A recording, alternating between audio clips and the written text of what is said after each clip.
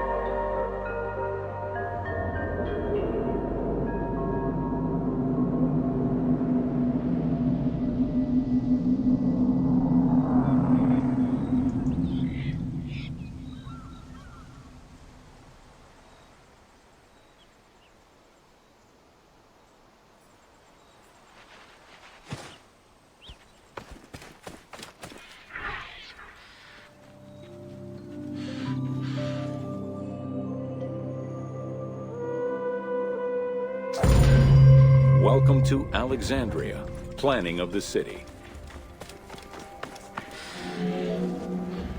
Alexander's plan to build his great city began with a verse from Homer's Odyssey. There is, in front of Egypt, in the sea with many swells, an island called Pharos. Guided by these clues, Alexander the Great founded his future city at the western end of the Nile Delta.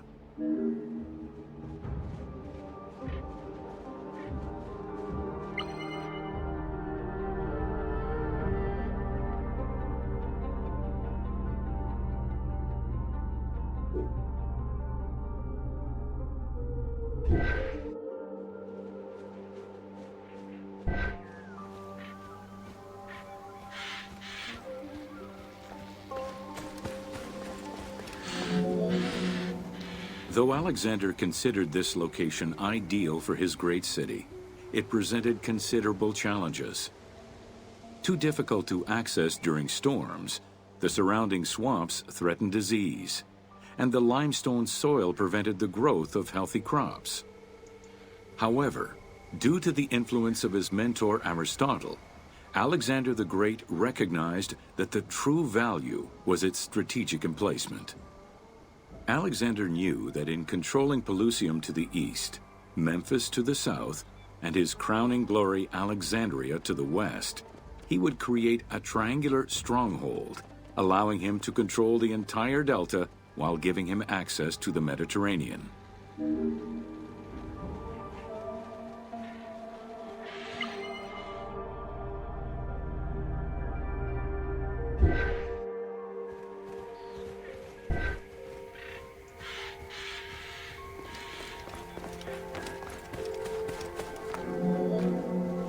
The Great Walls of Alexandria had a humble beginning. Lacking chalk to outline the future city's foundations, architects were forced to use flour instead. Clouds of migrating birds swept down and ate the flour, erasing the plans. This prompted Alexander to seek guidance from the oracles, who reassured him that his future city was destined to feed a large population.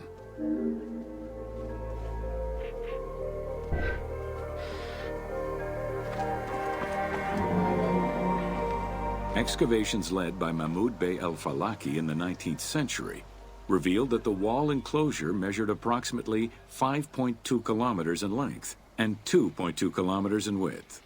It was roughly 9 meters in height.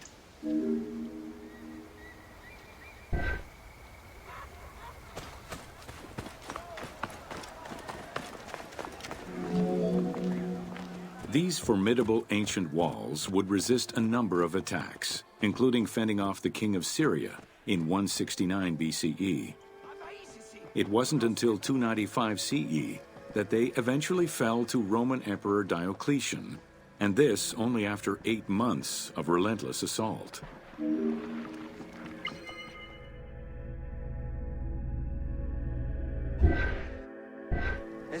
καύνην ου γιγνοσκόμην γε. Κις βέλτιστος.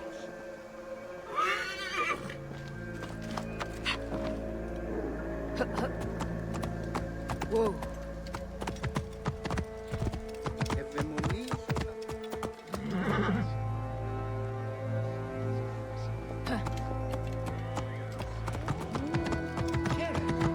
Τι πράγμα. Wow. Alexandria's principal architect, Dinocrates, chose a Hippodamian grid plan. The grid maximized functionality, with wide, straight roads and canals running beneath them. Alexander recognized the military value of the city's design. The wide, parallel streets gave him optimal surveillance of the city, while allowing the unobstructed flow of troops.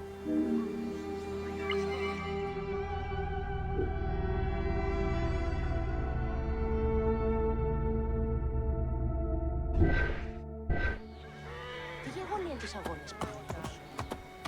Τι οίκους της Wow.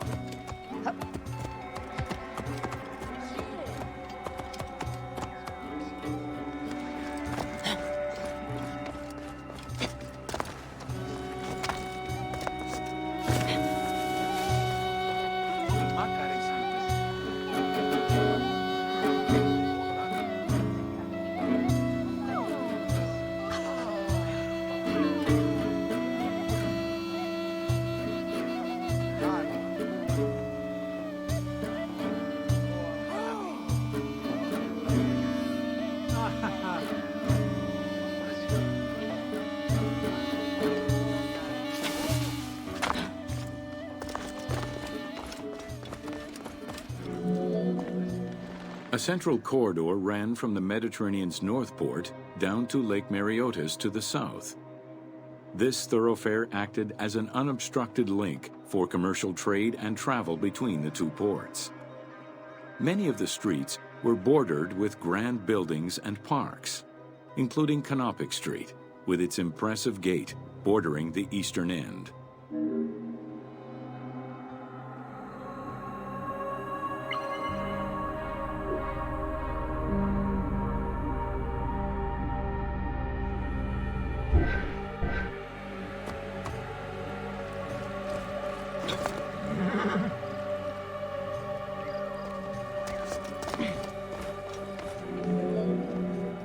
Alexandria was most likely built upon an already existing Egyptian village. Upon its completion, the Egyptians reviled the city, refusing to call it by its founder's name. Instead, they called it Raked, the building, as a mark of disdain, which was later Hellenized into Rakotis. Despite this, the name Alexandria would remain.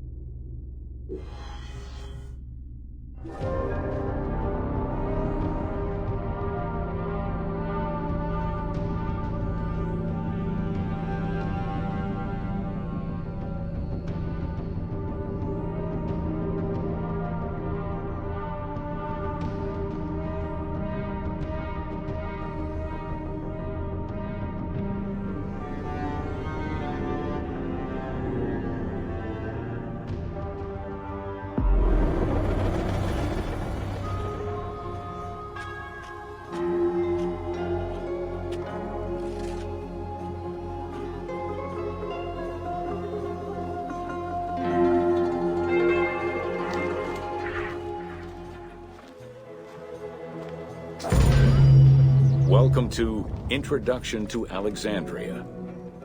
After conquering Egypt in 331 BCE, Alexander the Great decided to build a new city, which, as per his habit, he named after himself. After his death, Alexandria quickly became the capital city of the Ptolemaic kingdom, and the most important city of the Greek world.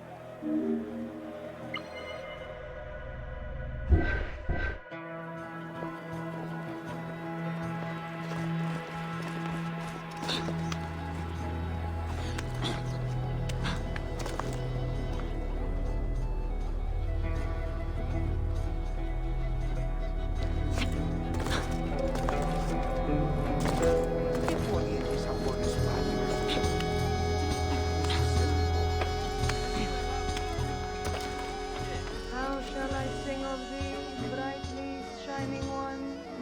Rocky Delos hunter, Letos golden sun. Light bringing Phoebus, I am but your lyre. Hear my all, give me your song. I shudder with your fire. Ottis, Andreas, ottis, areti σου, ότον Θεόν επικούρια μη. How shall I sing of thee, brightly shining one? Rocky Delos hunter, Letos golden sun. Light bring.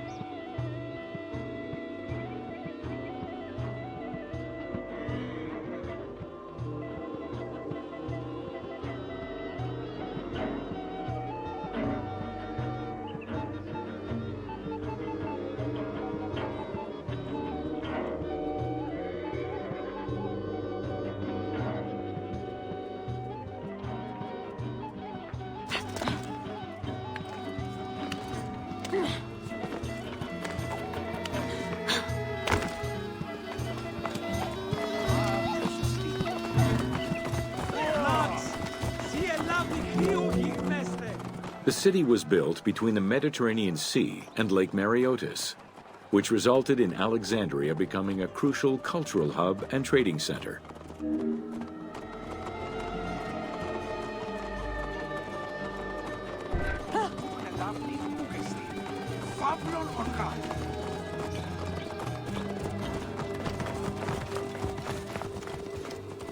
Θεοί, τι Ο διαμελίας, ούγαρε λάβει Ποσειδών. την άμαξαν δει που αποφέρει. Χέριν, είναι. Άφης σπάζουν, κατραγμένα παύλα, τέκια και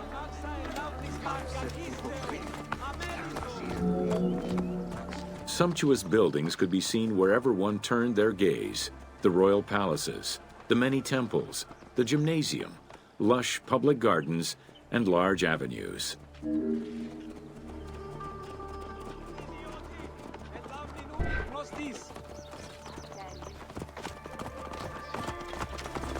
Θεοί γαρ μέμφονται, ου κυβερνήτου πραξέσασι.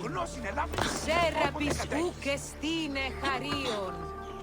Ασθενήτερον τις νεανίες μον φέρει. Στρέφειν κατά των βλαστημάτων.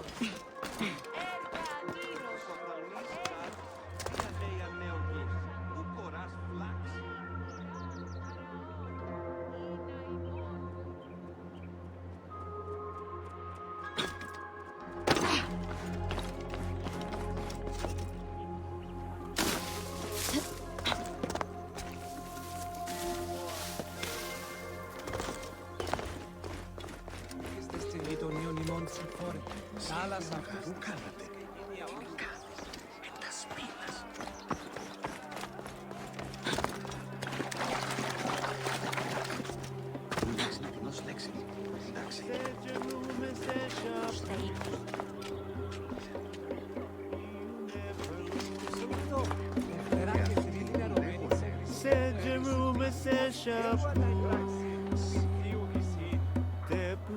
Ύστερβα, το σύζυγο της Ηλίας.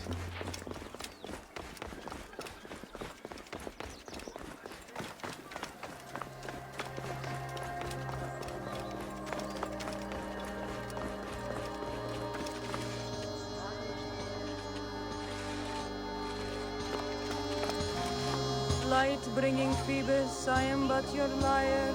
Hear my oath, give me your song. I shudder with your fire. How shall I sing of thee?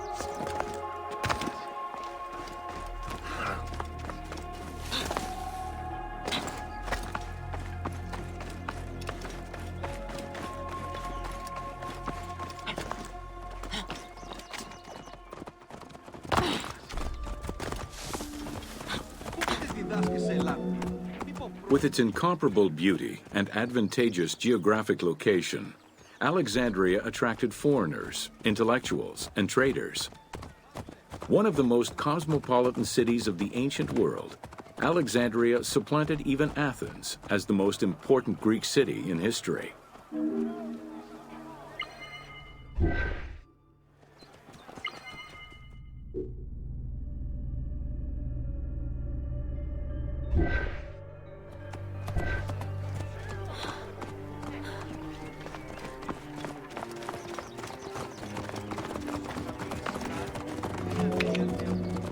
Egyptian obelisks were highly prized by Roman architects. While Roman design previously favored the use of a single monument, Egyptian obelisks tended to come in pairs and were generally located at the entrance of temples. Several ancient Egyptian obelisks are still in existence today, though many are spread out across the world in locations such as Paris, Rome, New York, and London. All of this shows that Alexandria was significantly influenced by the rich past of Egypt.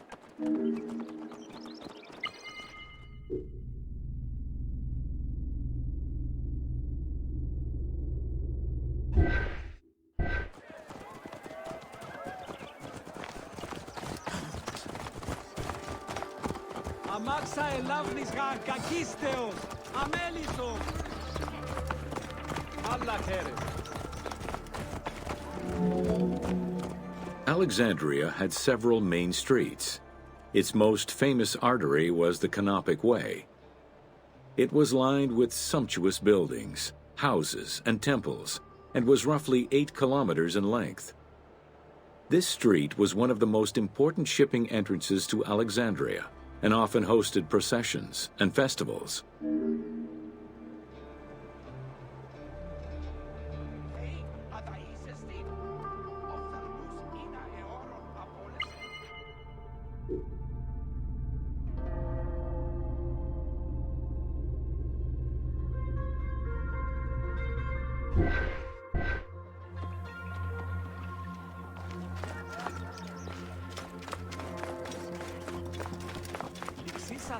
Χαίρε!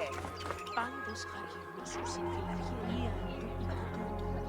Αλλά ουσίτο παρά της πέδας η χώρας.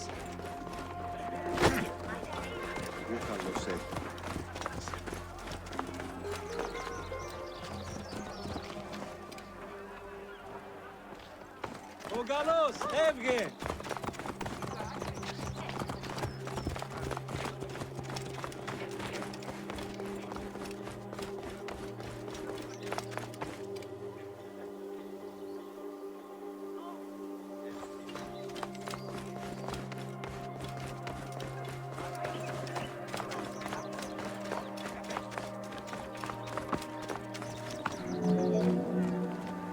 The width of the street 30 meters, was abnormally large even by Greek standards. This is likely because the Canopic Way was made in a short span of time and based on an urban plan, as opposed to being slowly built over time, as was usual for the era. Oh, Diamelias, Ugar and Lovely Ignoskis. Alexandria.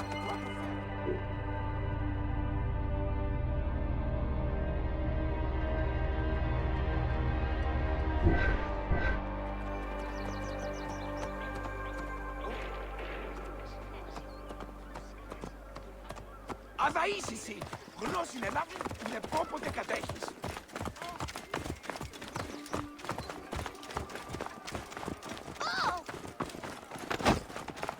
Ο Διαμελίας, Ούγαρ Ελλάδη Γιγνώσκης, την Αλεξανδρία που αποφέρει.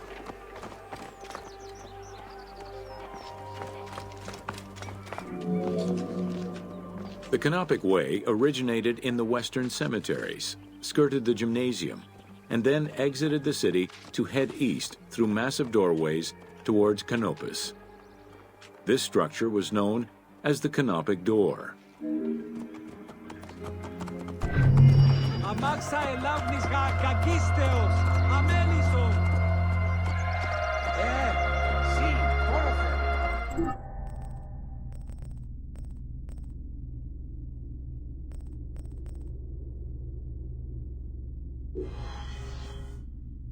Sì.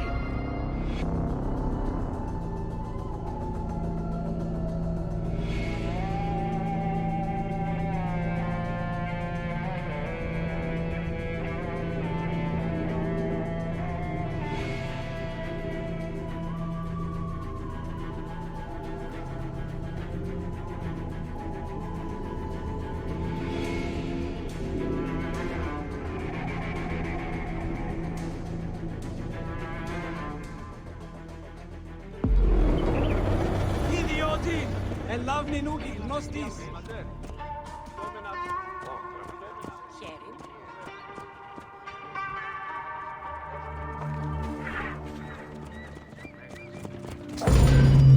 Welcome to Alexandria, a commercial hub. The ports of Alexandria were a major commercial hub, effectively connecting Egypt with the Mediterranean regions and beyond. A tremendous amount of materials and goods flowed through the city on a daily basis. The large port market was called the Emporion. It was there that merchandise was traded by the ship owners, called nakliros.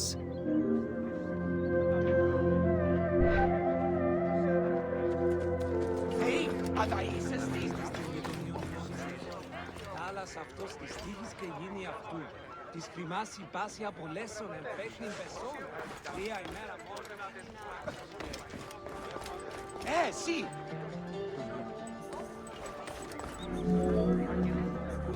Food and other artisan work streamed out of Egypt. Ceramics, glass, golden rings, and minted coinage. The local potters, using traditional Egyptian techniques, competed with those from abroad, and the textile industry flourished. What Egypt did not produce itself was acquired through trade, using local resources such as wheat and papyrus. Most sought after was pine wood from Syria, iron and marble from the Greek islands, gold from Spain, and exotic fruits from Europe. All this commercial activity contributed to the already decadent wealth of the city.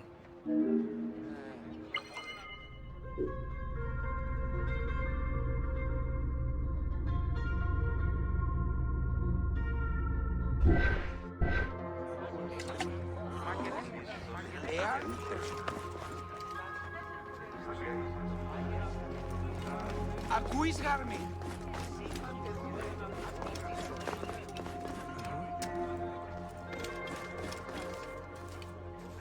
Άνθρωπε αγαθέ, άνθρωπε καλέ, ένθατε ώρα.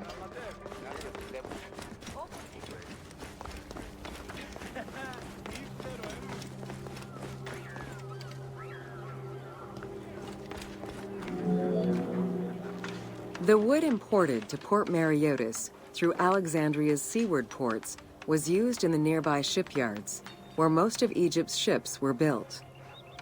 Employing tens of thousands of shipbuilders, the shipyards contributed to establishing the Egyptian fleet as one of the mightiest of the era.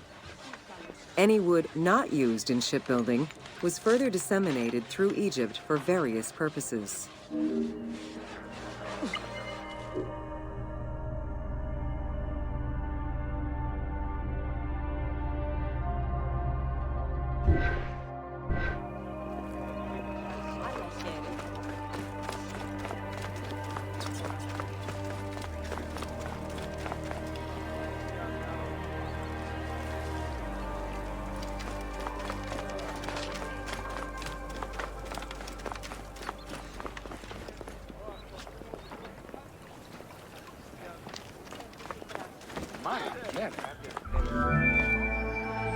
The southern port of Lake Mareotis was the biggest in Alexandria. Save for a branch angling westward, the lake's size in the Ptolemaic era was roughly 40 to 50 kilometers from north to south. Its waters were maintained by a steady runoff from the Nile. In addition to the lake, a man-made canal was created to assist in the transfer of goods from the city to the port using barges, though it is not represented in the game due to its size.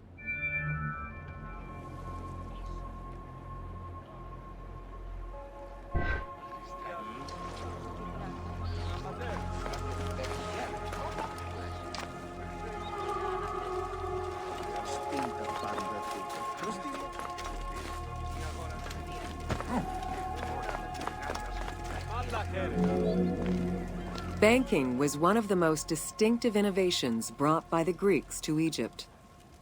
The centerpiece of Alexandria's wealth was the royal systematization of taxes on almost everything. Basic items such as salt, oil, beer, wheat, and linen were heavily taxed. As a result, the royal treasury of Alexandria was able to ensure the economic stability of most of the administrative areas of Egypt.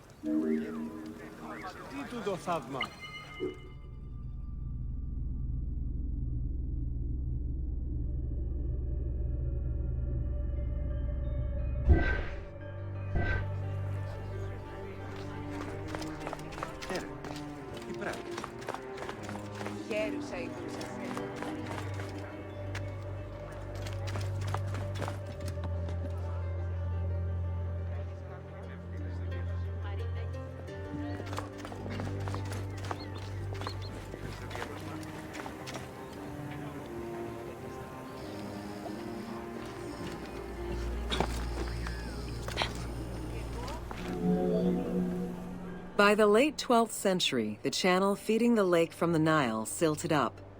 Lake Mareotis lost its connection to the Mediterranean, as well as most of its water, as the lake slowly evaporated to a fraction of its former size. In modern times, Lake Mareotis is being kept alive through irrigation. However, only about 17% of its original size remains.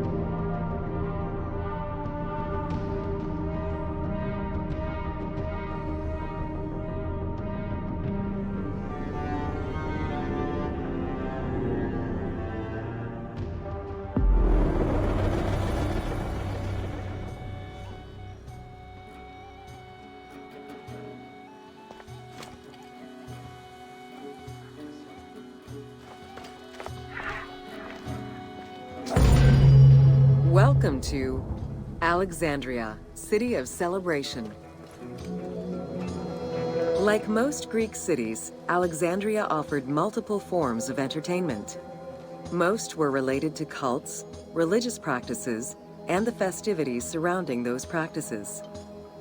Among those festivities, the most important ones were the dynastic celebrations, instituted in honor of the deified Ptolemaic kings and queens. These celebrations could go on for many days and included sacrifices, offerings, processions, and public banquets. How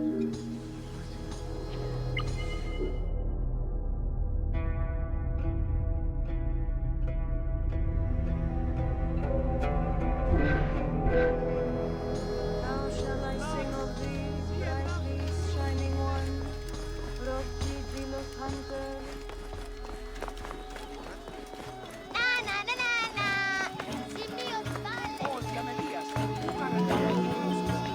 Games and competitions were organized whenever possible in locations such as the stadium, the hippodrome, and the gymnasium.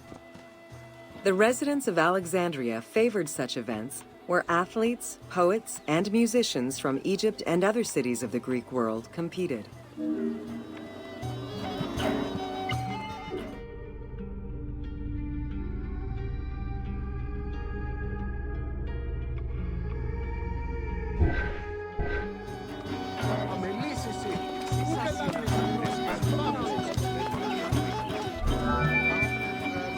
Like all good Greek cities, Alexandria had a theater. The architecture of this structure is Roman in style. This is because the team duplicated a theater from Cyrene. Roman theaters were usually semicircular and built from scratch on a flat area with structures designed to enhance oration. Greek theaters were more oblong in shape, similar to a horseshoe, and favored the slopes of natural hills to support their acoustics.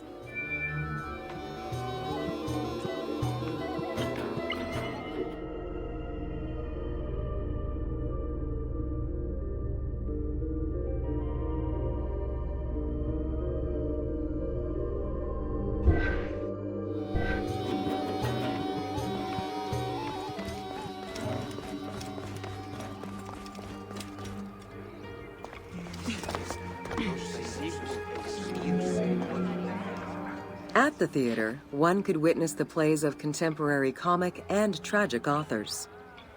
The play you are witnessing below is Menander's Dyskalos, more commonly known as the Grouch, a late and popular entry in the Greek comedies.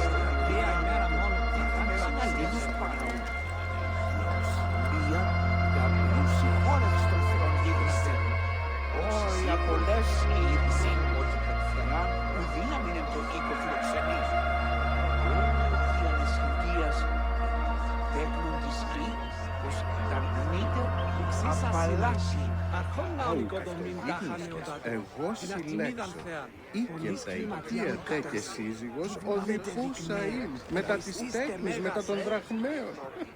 Ο ή τον δυστυχή. Και αυτήν λέγονε.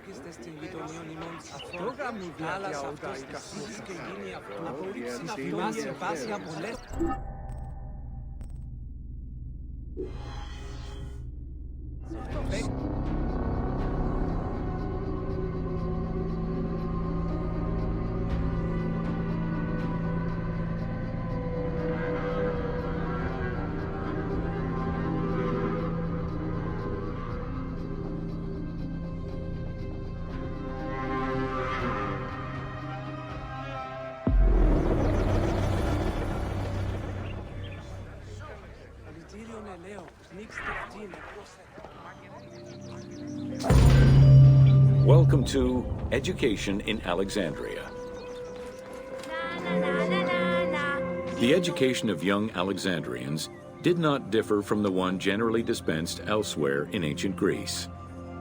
At the age of 7, the child was taken in charge by a tutor, who then became responsible for instilling an elementary education as well as good moral principles.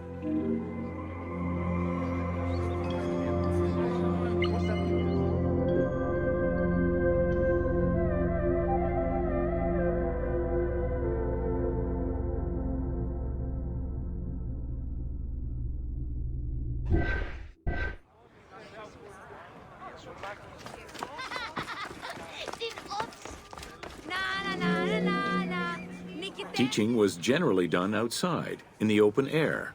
In the gymnasium, students were taught not only sports, but also topics such as rhetoric, philosophy, music, and poetry, all things deemed essential to one's education at the time.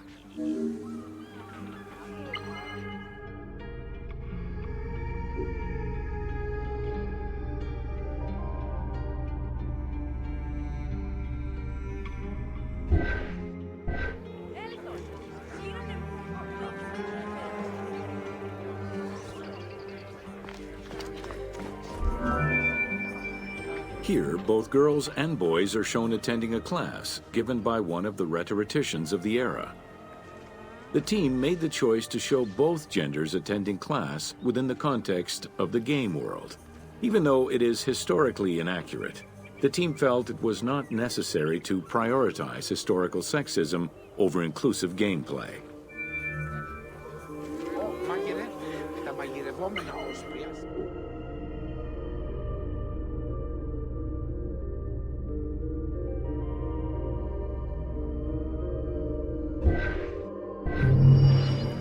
Ματέφ, Άγιος Προφίλ, ευρέ την επιστολή, η εστήλαση με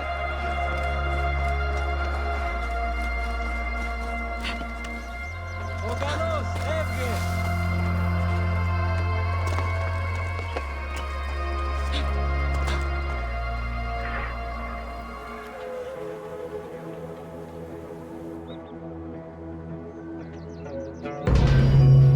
Welcome to the Islands of Pharis. The Heptastadion was a bridge-like causeway connecting the island of Pharis to mainland Alexandria. Its name is based on the Greek terms of measurement, hepta, meaning 7, and stadion, which is a measure of length of roughly 180 meters.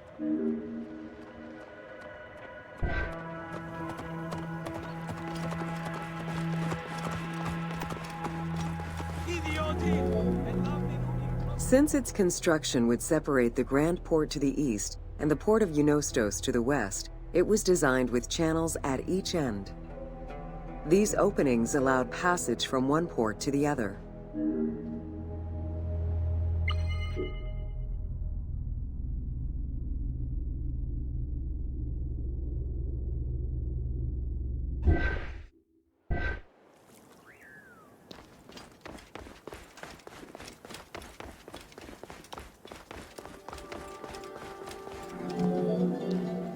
Along with creating separate harbors for the commercial and military shipping, the causeway served as a main aqueduct for the island's inhabitants. Its presence also helped protect the island and its ports from rough wind and sea currents. At the end of antiquity, the Heptastadion disappeared under layers of silt and soil, which formed an important sedimentary deposit.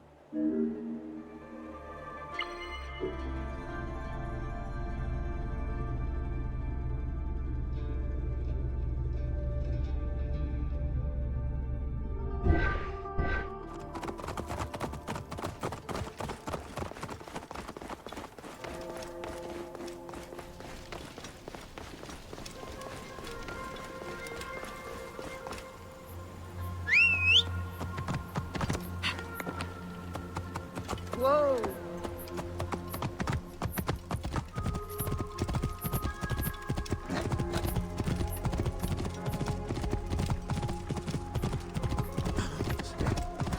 Whoa!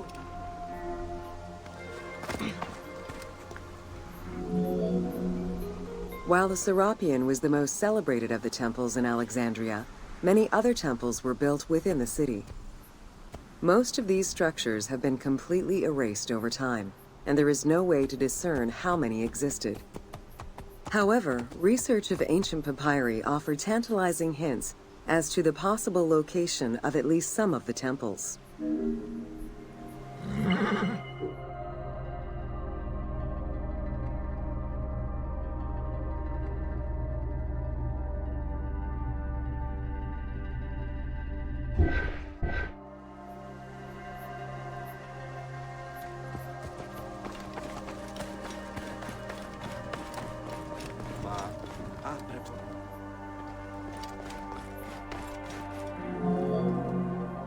Both papyri and coins reveal evidence of many temples built for the gods. Poseidon, the god of the sea, likely had an edifice in his honor west of this island, as well as on the mainland. This temple next to you is dedicated to Isis Feria, the divine protector of the lighthouse. This location hosted annual celebrations in the month of April, known as the Sacrum Feria, in connection to the lighthouse. In her incarnation as Isis Fortuna, the goddess carries a rudder and a cornucopia, both symbols of good luck for navigators.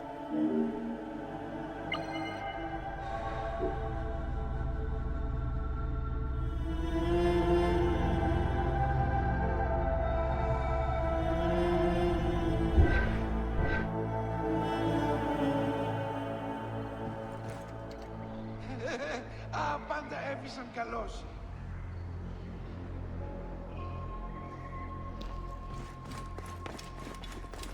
Son dudo.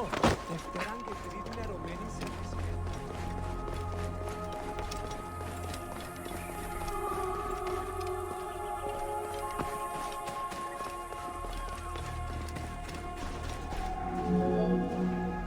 Considered one of the seven wonders of the ancient world, the lighthouse of Alexandria was a source of great pride for the inhabitants of the city. Construction began under Ptolemy I's reign and lasted 15 years. It was completed during his son's rule. Once completed, the lighthouse was dedicated to the gods for the salvation of those who sail the sea.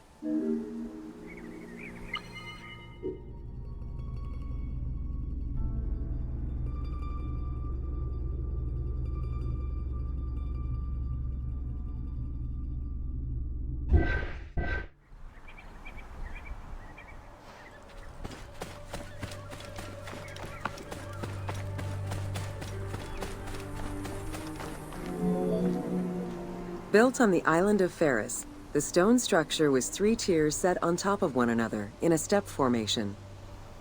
The second floor consisted of an octagonal tower, and the top floor was a cylindrical tower topped by a statue.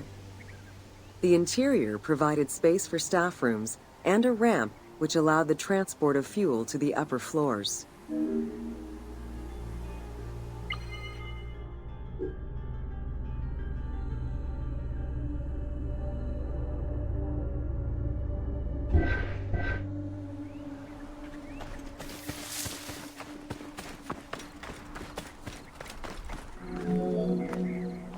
Essential to safe navigation through the rifts and shallow waters, the Pharos was a functioning lighthouse, with a beam reportedly visible 50 kilometers away. It's unclear what kind of fuel was used or how much. Any other details of how the light worked remain a mystery.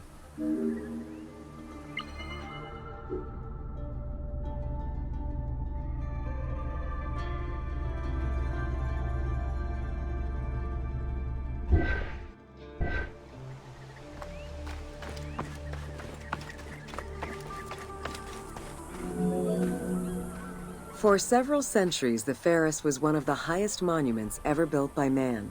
It measured roughly 110 meters in height, compared to the Pyramid of Giza, which was around 140 meters tall. Gradually, the structure was eroded by earthquakes and then completely destroyed in 1480 CE, when a fort was built over it. Archaeological excavations on the seabed have uncovered many blocks from the ancient building.